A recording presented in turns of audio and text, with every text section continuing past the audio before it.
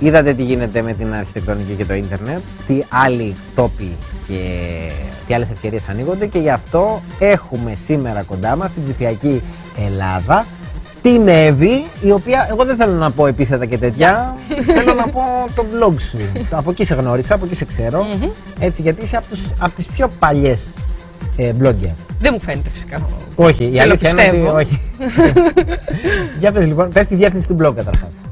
Είναι Datascape. Μπράβο, Datascape, εγώ το λέω έτσι ελληνιστή.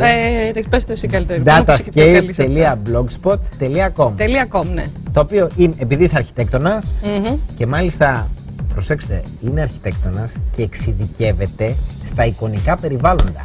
Λοιπόν, το Datascape, μπορεί να μπει ο κόσμος να το δει στη διεύθυνση που είπαμε, έχει και φωτογραφίες αλλά και σχέδια τα οποία αναφέρονται σε τι? Κυρίως, μάλλον δεν έχω μία στάνταρ θεματολογία. Ξέρεις, αναφέρομαι και σε κάποια projects τα οποία, ξέρεις, έχω κάνει εγώ, κάποια πράγματα που χτίζω, διαγωνισμούς, πράγματα τέτοια, όμως και σε κάποια, ξέρεις, κτίρια, άλλων όμως ανθρώπων, όμως Ελλήνων, ξένων, σε μάλιστα, ξέρεις, εκθέσεις, όμως βραβεία, δηλαδή σε πάρα πολλά πράγματα, ξέρεις, όμως δεν είμαι δηλαδή μόνο για πράγματα ταξιδικά μου, εννοείται, δηλαδή ψυχραιμία. Πώς και γιατί το ξεκίνησες? Ξεκίνησα πριν από περίπου 4 χρόνια. Εντάξει, και λίγο παραπάνω. Τον καιρό που το blogging στην Ελλάδα ήταν σπάργανα, έτσι. Ήταν μποαγέννητο. Σπάργανα τελείως. Κιόλας είχα πάντως ένα φίλο, όπου γενικώς ήξερε πάρα πολλά πράγματα τέτοια. Και εντάξει, μία μέρα μου λέει ότι ξέρεις, όμως μπες εκεί πέρα και βάλε κάποιο όνομα, βάλε κάποιο password και κάνε αυτό.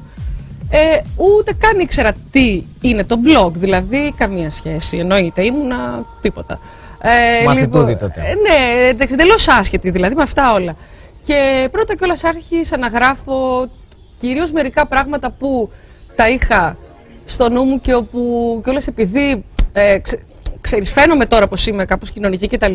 Αλλά βασικά είμαι λίγο πιο ντροπαλή και μαζεμένη, ρε παιδί μου, που λες, οπότε ξέρεις, είχα περάσει ξέρεις, ένα στάδιο μεγάλο σκέψεις που ήθελες να τις περάσεις, που λες, όπου δεν ήμουν πολύ, ξέρεις, επικοινωνιακός τύπος. Και αυτό. Οπότε ξέρεις, είχα πράγματα και τα έγραφα και νόμιζα ότι εντάξει, όπου να είναι, σε 1 μήνα, 2 μήνες δεν θα γράφω άλλο.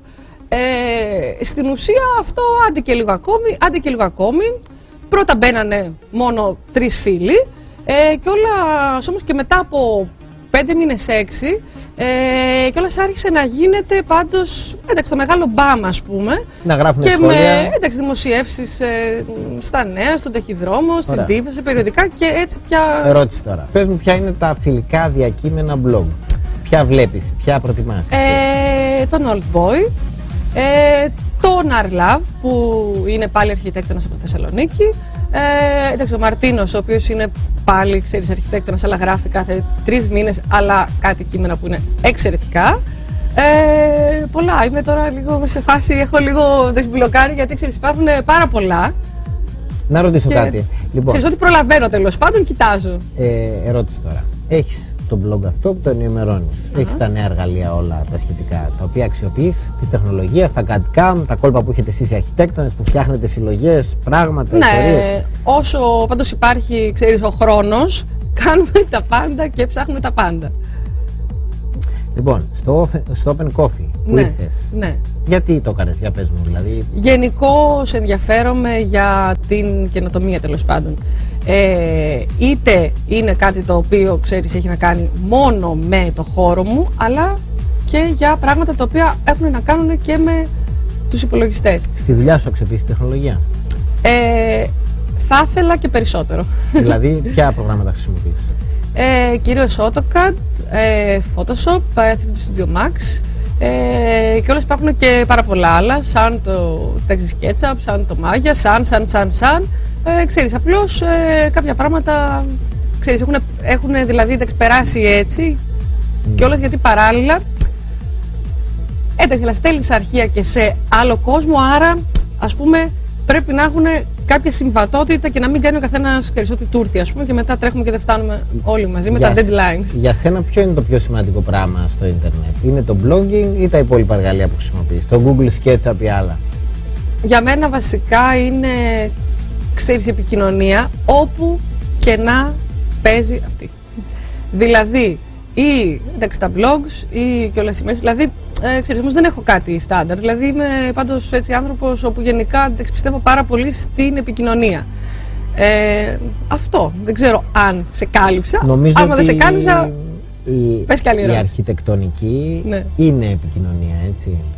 Κυρίως επικοινωνία, γιατί επικοινωνείται μέσα από τις μορφές που δίνεται. Επικοινωνείται όχι μόνο με τους ανθρώπους που κατοικούν σε ένα οίκημα, επικοινωνείται με το φως, με τα σημεία της φύσης. Καταρχήν ήταν πάντως όμως ένα σύμβολο. Επικοινωνείται με το χρόνο, με όλα. Πάντα. Ξέρεις, ήταν πάντως όμως ένα σύμβολο πάντα και όλα όμως οικονομικής δύναμης, θρησκευτικής δύναμης, πολιτικής δύναμης. Δηλαδή. Και γι' αυτό τώρα μπαίνετε και στο ίντερνετ και αγκαλιάζετε ένα το μέσο. Και αυτό. Νομίζω ότι οι στεγνώστες και οι αρχιτέκτονες βέβαια δεν είναι οι μόνοι οι οποίοι αξιοποιούν τις νέες τεχνολογίες. Δεν μπαίνουν πάντως αρκετοί, ξέρεις, αρχιτέκτονες, ας πούμε, στα blogs. Δηλαδή, ξέρεις, όμως μπαίνουν κάποιοι μόνο και μόνο, εντάξει, για να δούνε, αλλά γενικώς έχουν μία φοβία, δεν ξέρω τι, εντάξει, να βγουν, ξέρεις, επωνύμως και να πούνε, εντάξει, τη γνώμη τους για κάτι που κάνανε κιόλας αυτοί και να πούνε ότι, ξέρεις, έχω κάνει εδώ πέρα 5 καλά πράγματα και 5 στραβά. Πες μου εσύ τη γνώμη σου, Νίκο. Έχεις δίκιο. Δεν είναι κιόλας και πολύ εύκολο το να βγεις επωνύμως και να πεις ότι ας κάνουμε κουβέντα. Στα νέα σου τεχνολογικά βήματα, ναι, σε θέλουμε παρούσα και στην ψηφιακή Ελλάδα και να τα ξαναδούμε μαζί και να πάρεις τον κόσμο χέρι-χέρι και να τον ξεναγήσεις. Γιατί η αρχιτεκτονική έχει πολλά κατατόπια και πολλές